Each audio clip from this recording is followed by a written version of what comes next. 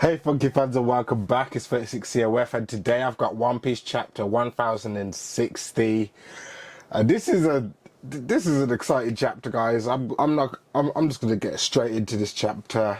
We'll make sure first you guys like the video, comment down below your thoughts on One Piece chapter 1060 and let's get into it.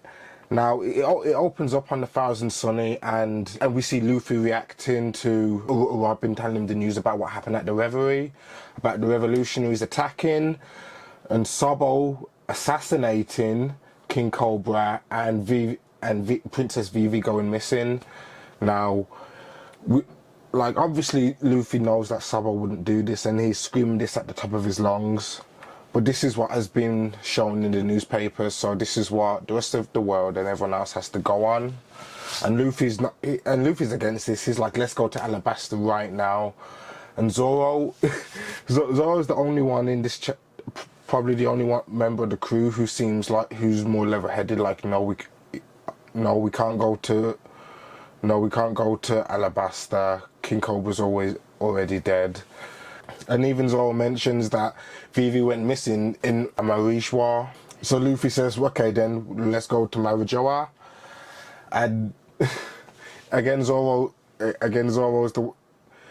the more level-headed one of this chapter, because he's like, no, that's the home turf of our enemy, Luffy. We can't do this. And you know, the whole crew, pretty much everyone who met Cobra and Vivi in the Alabasta arc are upset about this. Usopp's upset, of course. Sanji's upset for obvious reasons, but Chopper is as well, so is Nami, and even Robin does seem to be upset by this, although she isn't as visibly upset as the others are now. And everyone's just reminiscing on the time they met Vivi and Cobra. A Chopper mentioned who's so nice to a bunch of pirates like us. Even Usopp saying, yeah, you'll never meet such a better king than him. And Jinbei notes that, yeah, it sounds like this reverie was a turbulent one. And even Frankie mentions, we met your brother. We met Sabo in Dressrosa, didn't we, Luffy? And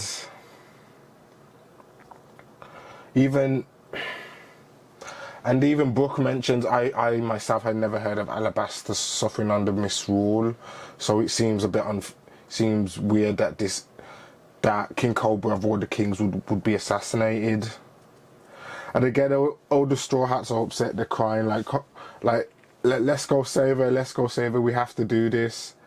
And again, Zoro, again, he's the man of the chapter. There's a reason why he's number 2 under Luffy. And he says, Luffy, what did you say when this happened to Ace? And we see the flashback, and Luffy's like, he's kind of grimacing because he's like, I don't want to remember what I said. I don't want to use my own words against me. And but he does say Ace has his own adventures, and even Zoro mentions it further compounds that until he was in undeniable danger, you let Ace live his own life, and the same must go for Sabo. Now to me this is that was a bit of foreshadowing based on what happens later on in this chapter. But still, they're still arguing that we need to go and see. We need to go to Marijoa. We need to rescue Vivi. We need to find Sabo. We need to find out what's happening. Moment here is when everyone's like, Luffy says, you're an ogre from Onigashima. And I think it's Nami that calls him Green Kaido. Green Kaido. And even Chopper calls Zoro Green Mom. Just all taking their frustrations out of Zoro because he's the only one. He's the only one who's again staying level-headed, saying, no, we can't leave, guys. We can't just go, and we can't go to the enemy's territory and just start a fight. That's insane. And another thing that is spoken about in this chapter is when Robin mentions to Luffy about the changes of what happened to the warlord system, how the warlords have been abolished, and in doing so, the Cross Guild has risen, consisting of Mihawk, Buggy, and Crocodile. And even And even Luffy's like, no, that has to be a fucking mistake. There's no way that idiot Buggy has managed to climb his way to Emperor status like me. But no, that is facts. That is what's happened now. Buggy's an emperor. That's one thing I'm still trying to wrap my head around. You guys comment down below and tell me what are your thoughts on Buggy being an emperor, because I'm still trying to figure out how this is going to play into the end game of the series now. Because the one thing with is that now, Luffy, there are more names with some connection to you in here. Do you want to know? And Luffy's like, I'll leave that to you. Just tell me if it's real bad. And she says, all right, I'll do that. I'm sure you've heard it enough news for now. And he's like, Sabo didn't do it. I know. I grew up in a home that controlled him. Sabo grew up in a home that controlled him, and he just wanted everyone to be free. We see Ace, Sabo and Luffy when they were kids back on their home island, and they're making their decrees of what their dreams are. So Sabo's is, I want to see the world and write a book about it. And this is when we pan to Luffy's, and he says he says, okay, I wanna, and it cuts back to him in the present day, and it says, I swore an oath to him and Ace, just the three of us. I want to, and it cuts. We don't hear what Luffy says. We don't know what he says, although a lot of us have a pretty good idea. Like, most of us think it's that he wishes to be the most free person in the world. Sounds like a crazy dream. It would in the One Piece world, but that is what I believe Luffy's dream is. And we do get to see, and we do see the Straw Hats' reactions to it. It was always like, huh? Even Jinbei's like, what did you say? Nami. Brook finds this hilarious. He just burst out into tears like, oh, that's hilarious. And he says, come on, you know that's not possible. While our boy Usopp says, come on, Luffy, you know that's not possible. Maybe it is once I'm king of the pirates, Usopp. I mean, who thinks of something like that? Now, that's not Luffy. I believe it's one of the Straw Hats who say, I mean, cut it. And even Luffy's like, oh, didn't I tell you guys this dream before? And Usopp's like, nope. and Luffy's like, no, did I tell any of you guys this before? And Usopp's like, no, you never did. But what? And Robin asks, well, who did you? Not Robin. And Luffy's like, oh well, I guess I must have only told Shanks, Ace, and Sabo then. And Robin asks, well, what were their reactions? And Luffy says, Shanks laughed. He had tears in his eyes. And Usopp's like, hey, you can't be serious about that. And we see the others. And Luffy mentions that. Shanks laughed. He had tears in his eyes. And that's all at the end of my dream. So I guess once he finds the One Piece, he'll be the most free man in the world, and that is his dream. Again, you guys comment down below and tell me your thoughts on what it is. And one thing I haven't mentioned is that Caribou's on the Straw Hat ship. He's somehow contained in a basket with chains on it. I assume those chains are sea prism, and that's why that's what's keeping him in. But he's on the Straw Hat ship at the moment currently, so I don't know how this is going to tie into the next arc, or is Caribou still able to relay information out to whoever he's working for? I don't know. You guys tell me. You guys comment down below and tell me what your thoughts are. And once Luffy says this, everyone is kind of reaffirmed. Jinbei's like, well, I gotta take things seriously. I'm saddled up with quite a captain here. And Chopper's like, wow, what a great dream. Nami's like, that sounds just like you. So I guess there's a second part to Luffy's dream that, again, we don't see, that we don't get to hear, but we'll find out eventually at some point. And he says, but it definitely isn't possible without at least being the king of the pirates. Just one more road poneglyph to find. And this is when Robin chirps in again, and she says that last road poneglyph, it's impossible to find. No one knows it. There's no information on its whereabouts or its location. I think that might be potentially because it might be in the Holy Land itself, and that's why there's no information on it. That the world government and the Gorosei are keeping that secret. But you guys can comment your thoughts on why this last poneglyph can't be found. But now we cut to the Navy HQ in the New World, and there's a message from the Flame Emperor Sabo to the Kamabaka Kingdom, and the world government are now tracing the call to find out where it's from.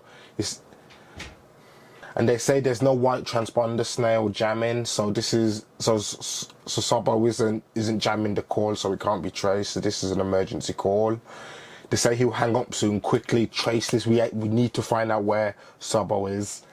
And they managed to find out he's in the Lucia Kingdom, and that is one of the kingdoms that had revolted after the Reverie once they heard about Sabo assassinating King Cobra and kidnapping Vivi. And we see the Gorosei talking to Emu, and this is bad.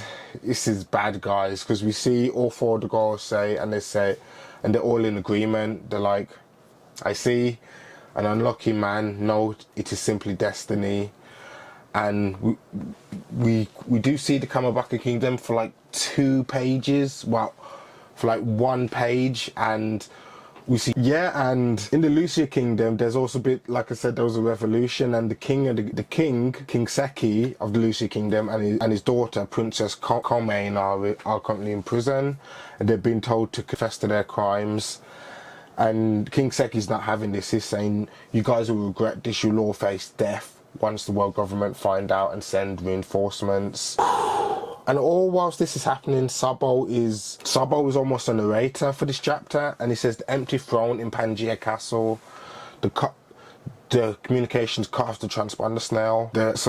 And Sabo's still talking. The throne that's supposed to remain forever empty, because there's no king of the world actually has, and communications. Listen to me. Again, so much is happening in this chapter. Whilst all this is going on, that same object which is floating above the Lucia Kingdom, and in the Lucia Kingdom, and like I said, the communications have been cut. So I don't know how much of that the revolutionaries got to hear, especially about the empty throne. Maybe that part got cut completely, but we don't get to know. We don't know, because we don't see the revolutionaries' response after that. Because the people of the Lucia Kingdom, as this object is looming over their island, a bright light starts to shine down on them, and we get the narration that country never existed in the first place. So the world government have just wiped the Lucia Kingdom off the map using this super weapon that we have no idea what it is. Is it a secret? Is it one of the ancient weapons, or is this a weapon? I believe this may be a design of Vegapunk. Maybe he's managed to replicate one of the ancient weapons. I don't know. You guys tell me your thoughts on what you think this weapon is.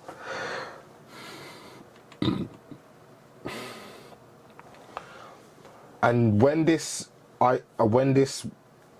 weapon of mass destruction destroys the Lucia Kingdom, like I said, the communications are cut. So the revolutionaries don't get to hear the rest of Sabo's message, and we don't know how much of it they heard. But it says sea quakes have been detected in the open sea to the southeast. Tsunami warning issued, so whatever happened, it's wiped out the Lucia Kingdom off the face of the map. We don't even know if Sabo survived. I think he has. I think somehow he manages to escape at the last second using his Mera no Mi powers. And now it passes to the last scene of the chapter, and we're back on the Thousand Sunny. This is days later after the Lucia Kingdom got wiped out, and the Straw Hats are in what seems like an icy region of the the Straw Hats are sailing, but they seem to be in a winter climate. So that obviously suggests that they're near a winter island, and they're facing a lot of ice storm. They're facing a lot of ice storms, and Jinbei's like, quickly furl the sails, the wind's too strong. He's asking Nami, how close are we to the island? She's like, are we near the island yet? She's like, no, not yet. I feel like we're in the island's climate range. And she's saying, I'm guessing it's a strong winter island, but are those guesses? Bless. Chopper has this winter coat that he got from Wano, and this hat that Otama taught him to weave. But just then, this is when Luffy notices something, and he says, Nami, what's that? And it's something called a warm eddy, and according to Nami, it's a mass of warm water that got heated somewhere, and now it's being pushed upwards. Maybe this is something to do with Kuma's powers. Maybe he sent whoever this person is away, because we find out who it is in a second. And Nami's like, quick, we need to get out of here before it gets sucked in. Before we get sucked in. And he and Brook mentions that, oh, it looks like an afro. But then Luffy notices again, hang on, there's someone inside the water. And Sanji's like, oh, it could be a mermaid. And he's like, no. But he's like, oh no, there is someone in there. I can hear a woman scream from inside the water using his observation, of course. And he's like, are you serious? Not a joke. And he's like, but what could be in there if it is true? And Zoro's like, I'll cut it open. And he uses this epic one sword styled bird dance, and he just slices the top off this thing, off this this mass of warm water, and Chopper runs over to go see who this woman is to administer first aid. But bless him, he gets blown away by the strong icy winds. but thankfully Luffy's there, and he just uses his arm to grab Chopper and bring him back in.